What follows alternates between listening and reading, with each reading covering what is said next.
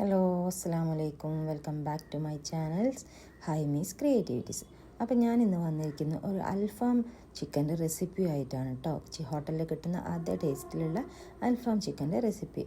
അതിനായിട്ട് ഞാനൊരു വലിയ ബൗൾ എടുത്തിട്ട് 2 മാരിനേഷനാണ് കേട്ടോ ഞാനിതിന് ചെയ്യുന്നത്. ഫസ്റ്റ് മാരിനേഷൻ ആവശ്യമായിട്ട് അല്പം ഉപ്പ് എടുത്തിട്ടുണ്ട്, പിന്നെ ലേശം കുരുമുളക്. ഞങ്ങളവിടെ എല്ലാവർക്കും എരിവ് ഇഷ്ടമാണ്, അതുകൊണ്ട് ഞാൻ ഒരു 2 ടേബിൾ സ്പൂണ് കുരുമുളക് എടുത്തിട്ടുണ്ട്. നിങ്ങൾക്ക് എരിവ് കുറവാണെങ്കിൽ കുരുമുളകിൻ്റെ അളവ് കുറയ്ക്കാം കേട്ടോ. ഇങ്ങനെ 2 മാരിനേഷൻ ചെയ്യുന്നത് എന്താ വെച്ചാൽ ചിക്കനിൽ നല്ലോണം ഉപ്പും എരിവും പുളിയൊക്കെ പിടിക്കാൻ വേണ്ടിയിട്ടാണ്. അപ്പം അതിനായിട്ടാണ് ഞാനിങ്ങനെ 2 മാരിനേഷൻ ചെയ്യുന്നത്. പിന്നെ ഞാനൊരു ഹാഫ് ലെമൺ എടുത്തിട്ടുണ്ട്, അതും കൂടി ഇതിലേക്ക് ചേർക്കുന്നുണ്ട്.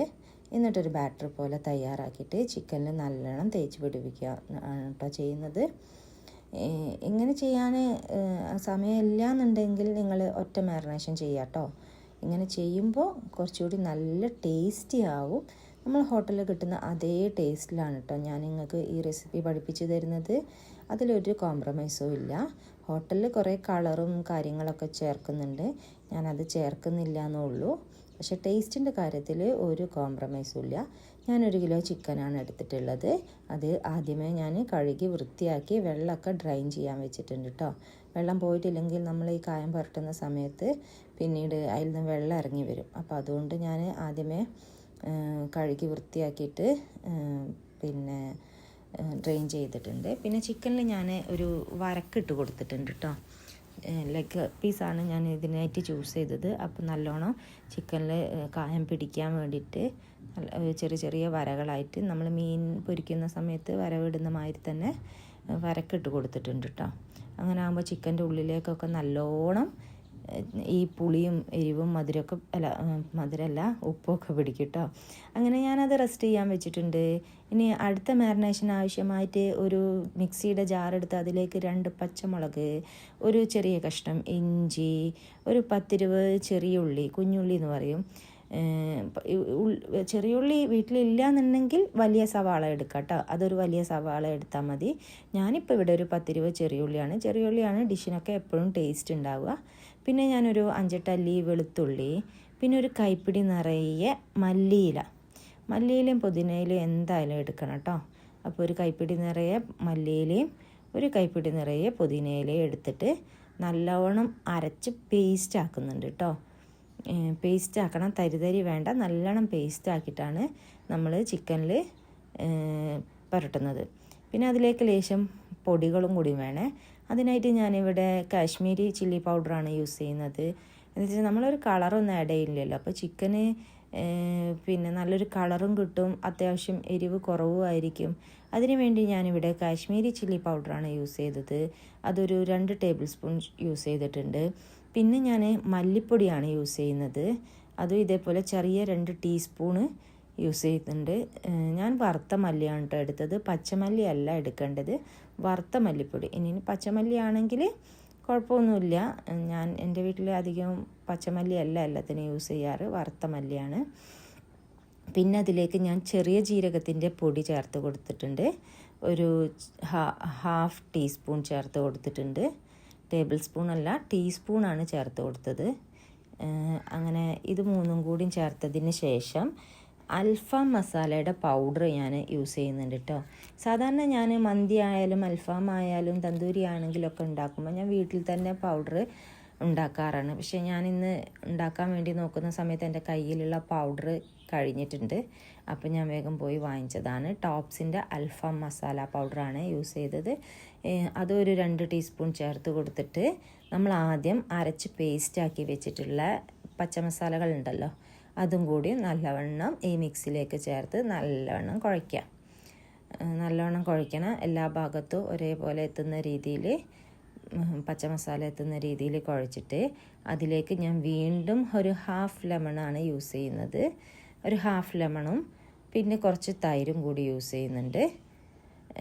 ഒരു ഹാഫ് ലെമൺ സ്ക്യൂസ് ചെയ്ത്, എപ്പോഴും നമ്മൾ ലെമണിൻ്റെ നീരെടുക്കുന്ന സമയത്ത് കുരു പെടാണ്ട് ശ്രദ്ധിക്കണം കേട്ടോ. നമ്മൾ ചില ഡിഷുകളിലൊക്കെ ഈ ലെമണിൻ്റെ കുരു പെട്ടുപോയാലല്ലേ കയ്പ്പ് വരാൻ ചാൻസ് ഉണ്ട്. അതുകൊണ്ട് കുരുമില്ലാത്ത നാരങ്ങാനീരും പിന്നെ ഞാൻ മിൽക്കി മിസ്റ്റിൻ്റെ പുളിയില്ലാത്ത കട്ടത്തൈരുമാണ് കേട്ടോ യൂസ് ചെയ്തത്. നമ്മൾ പാക്കറ്റ് തൈരും യൂസ് ചെയ്യാം, പക്ഷെ അതിൽ വെള്ളത്തിൻ്റെ കണ്ടൻ്റ് ഒന്ന് മാറ്റിയാൽ മതി. വെള്ളം കുറച്ച് ഒരു അരിപ്പയിൽ കുറച്ച് നേരം ആ പാക്കറ്റ് തൈര് ഒഴിച്ച് വെച്ചിട്ട് വെള്ളം ഒന്ന് മാറിക്കഴിഞ്ഞാൽ ബാക്കിയുള്ള ആ കേടെടുത്തിട്ട് ഇതിലേക്ക് ഇട്ടാൽ മതി കേട്ടോ. ഞാനിപ്പോൾ കട്ടത്തൈര് തന്നെയാണ് യൂസ് ചെയ്തത്. പിന്നെ അല്പം ഉപ്പും കൂടി ചേർത്തിട്ടുണ്ട്. നേരത്തെ ഞാൻ അല്പമേ ചേർത്തിട്ടുള്ളൂ, ഇപ്പോഴും കുറച്ച് ചേർത്ത് ഈ ചിക്കന് ആവശ്യമായ ഉപ്പ് ഇപ്പോൾ റെഡി ആയിട്ടുണ്ടാവും. പിന്നെ ഒരു കാര്യം പറയാനുള്ളത്, നമ്മളെപ്പോഴും ചിക്കൻ മാരിനേഷൻ ചെയ്യുന്നതിന് മുൻപ് തന്നെ ഉപ്പും എരിവൊക്കെ ചെക്ക് ചെയ്യണം. ചില ആളുകൾ കണ്ടിട്ടുണ്ട് ചിക്കനിലേക്ക് ഈ മസാലയൊക്കെ തേച്ച് പിടിപ്പിച്ചതിന് ശേഷം ഉപ്പ് ചെക്ക് ചെയ്യുന്നത്. അങ്ങനെ ഒരിക്കലും ചെയ്യരുത്. ചിക്കനിൽ എപ്പോഴും ചിക്കൻ വേവുന്നതിന് മുൻപായിട്ട് ഒരു ബാക്ടീരിയ അതിലുണ്ട്. അപ്പോൾ അത് നമ്മുടെ വയറിലേക്ക് വന്നു കഴിഞ്ഞാൽ ഇൻഫെക്ഷൻ വരാൻ ചാൻസ് കൂടുതലാണ്. അപ്പം മാരിനേഷൻ ചെയ്യുന്നതിന് മുൻപായിട്ട് നമ്മൾ എന്ത് ചെയ്യണം? ഉപ്പും എരിവൊക്കെ ചെക്ക് ചെയ്യണം. ചിക്കൻ അതിൽ ആഡ് ചെയ്ത് കഴിഞ്ഞാൽ ഒരിക്കലും നമ്മളെ വായിലേക്ക് ആക്കരുത്. പിന്നെ അത് വെന്ത് കഴിഞ്ഞതിന് ശേഷം മാത്രമേ നമ്മളെ വയറിലേക്ക് അത് ടേസ്റ്റ് ചെയ്യാൻ പാടുള്ളൂ കേട്ടോ. ഇതൊക്കെ ഞാൻ പോയി പഠിച്ചതുകൊണ്ട് എനിക്ക് അവിടുന്ന് കിട്ടിയ അറിവാണ് കേട്ടോ. ഞാൻ ഹോട്ടൽ മാനേജ്മെൻറ്റ് പഠിക്കാൻ പോയിരുന്നു, അതുകൊണ്ട് അവിടുന്ന് കിട്ടിയ അറിവാണ്. അങ്ങനെ ഞാനിതാ നമ്മുടെ ചിക്കനൊക്കെ നല്ലോണം മാരിനേഷൻ ചെയ്തിട്ട് വെച്ചിട്ടുണ്ട്. ഇതൊരു സമയമുള്ളവരാണെങ്കിൽ ഒരു 4 മണിക്കൂറെങ്കിലും ഫ്രിഡ്ജിൻ്റെ അടിയിൽ വെച്ച് സൂക്ഷിക്കും കേട്ടോ, സെറ്റ് ചെയ്യാൻ വേണ്ടിയിട്ട്. സമയമില്ലാത്തവരാണെങ്കിൽ ഹാഫ് ആൻ അവറെങ്കിലും മിനിമം വെക്കണം. കാരണം ഒന്ന് ചിക്കനിൽ എരിവുമ്പോൾ അപ്പം തന്നെ പിന്നെ എടുത്ത് ചെയ്യുന്നതിന് നല്ലത് ഒരു ഹാഫ് ആൻ അവറെങ്കിലും വെക്കുക. പിന്നെ ഞാൻ എടുത്തത് ഒരു കടായിയാണ്. നിങ്ങൾക്ക് വേണമെങ്കിൽ അവൻ യൂസ് ചെയ്യാം, എയർ ഫ്രയർ യൂസ് ചെയ്യാം, ഇനി തവ യൂസ് ചെയ്യാം, ഗ്രില്ല് യൂസ് ചെയ്യാം. ഞാനിപ്പോൾ ഒരു കടായി എടുത്തിട്ടുണ്ട്. നമ്മുടെ എല്ലാവരുടെ വീട്ടിലുണ്ടാവുന്ന ഒരു കടായി എടുത്തിട്ട് അതിലേക്ക് ഞാൻ ബട്ടറാണ് ഇട്ട് കൊടുത്തിട്ടുള്ളത് കേട്ടോ. ഞാൻ ബട്ടറിലാണ് ചെയ്യാറ്. വേണമെങ്കിൽ സൺഫ്ലവർ ഓയിൽ യൂസ് ചെയ്യുക. വേറെ വെളിച്ചെണ്ണയോ എണ്ണയോ ഒന്നും യൂസ് ചെയ്യരുത്. സൺഫ്ലവർ ഓയിൽ വേണമെങ്കിൽ യൂസ് ചെയ്യുക. ഇനി ബട്ടറും സൺഫ്ലവർ ഓയിലും കൂടി മിക്സ് ആക്കിയിട്ടും യൂസ് ചെയ്യുക കേട്ടോ. അങ്ങനെ ഞാൻ 2 ക്യൂബ് ബട്ടർ ഇട്ട് കൊടുത്തിട്ടുണ്ട്. എന്നിട്ടൊരു ഭാഗം നല്ലോണം വേവാൻ വേണ്ടി വെച്ചിട്ടുണ്ട്. ഹൈ ഫ്ലെയിമിൽ തന്നെ വെക്കണം കേട്ടോ. ചിക്കനിൽ വെള്ളം ഇറങ്ങാത്ത രീതിയിൽ അത്യാവശ്യം നല്ല ഹൈ ഫ്ലെയിമിൽ തന്നെയാണ് വെച്ചത്. ഒരു 10-15 മിനിറ്റ് കഴിയുമ്പോൾ ഈ ചിക്കന് വെന്ത് 2 ഭാഗവും വെന്ത് കിട്ടും കേട്ടോ. 10-20 മിനിറ്റ് കൊണ്ട് 2 ഭാഗവും മറച്ചിട്ടിട്ട് ഒരു ഭാഗം ഒരു 10 മിനിറ്റ് വെന്തതിന് ശേഷം മറ്റേ ഭാഗം കൂടിയോ ഒരു 10 മിനിറ്റ് വേവിച്ച് കഴിഞ്ഞാൽ നമ്മുടെ അൽഫാം ചിക്കൻ ഇവിടെ റെഡി ആയിട്ടുണ്ട് കേട്ടോ. നല്ല ടേസ്റ്റാണ്. ബട്ടറിലും കൂടി ആക്കിയതുകൊണ്ട് സ്വാദ് ഭയങ്കര ടേസ്റ്റാണ്. അപ്പോൾ ഇതാ നമ്മുടെ അൽഫാം ചിക്കൻ ഇവിടെ റെഡി ആയിട്ടുണ്ട്. ഇത് കുബൂസിൻ്റെ കൂടെ, ചപ്പാത്തിയുടെ കൂടെ, പൊറോട്ടൻ്റെ കൂടെ, എല്ലാത്തിൻ്റെ കൂടെയും നമുക്ക് കഴിക്കാം കേട്ടോ. അപ്പോൾ നിങ്ങളെല്ലാവരും ഇതുണ്ടാക്കി നോക്കൂ. എൻ്റെ റെസിപ്പി ഇഷ്ടമായിട്ടുണ്ടെങ്കിൽ ഷെയർ, സബ്സ്ക്രൈബ്, കമൻറ്റ് ചെയ്യാനും കൂടി മറക്കല്ലേ.